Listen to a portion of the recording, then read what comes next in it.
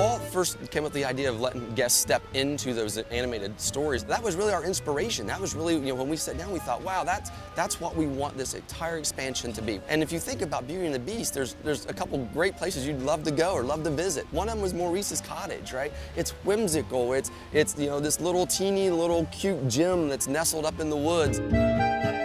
Here in the queue for Enchanted Tales with Belle, you can see Maurice has used all kinds of eclectic, crazy elements to really bring this, build this fit. The cottage just has so much of Maurice's character in it. And you can even see within the facade, it's weather vanes and the way he put the shingles up. What you're gonna find once you step through that door is just this incredible, exciting kind of adventure that lets us meet Belle and Lumiere and that whole cast. We're here on the front porch, so let's take a step inside. So here we are, inside Maurice's cottage. We're standing in the front room.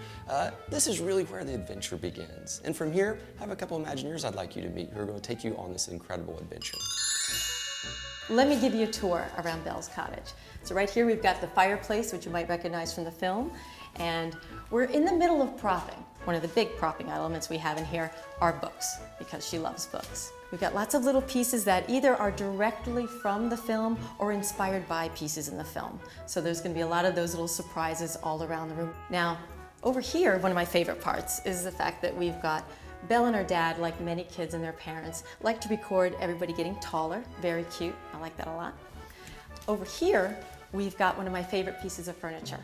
So this is directly from the film. You might recognize it when you go into Belle's cottage in the film. You'll see with the nice little pretty mirror and the little basin over here.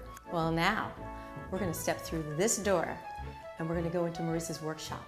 And Ted is waiting there so he can tell you a little bit more on the next part of your adventure with Belle.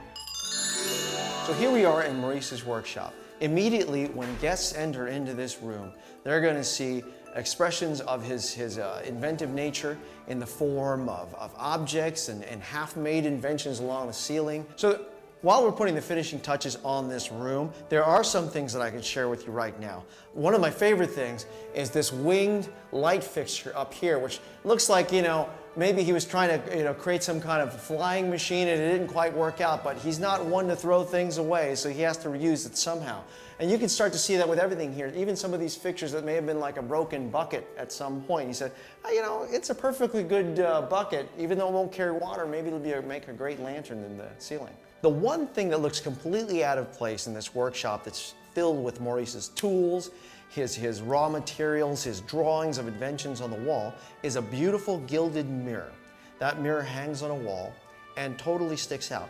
What the guests will then discover as this mirror starts to come alive magically with light and pixie dust coming off of it is that the mirror is actually a portal.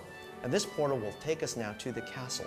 When the guests eventually pass through this portal, starting their journey from the workshop in Maurice's cottage to the Beast's castle, we get to meet one of the first friends Belle ever made at the castle, the wardrobe.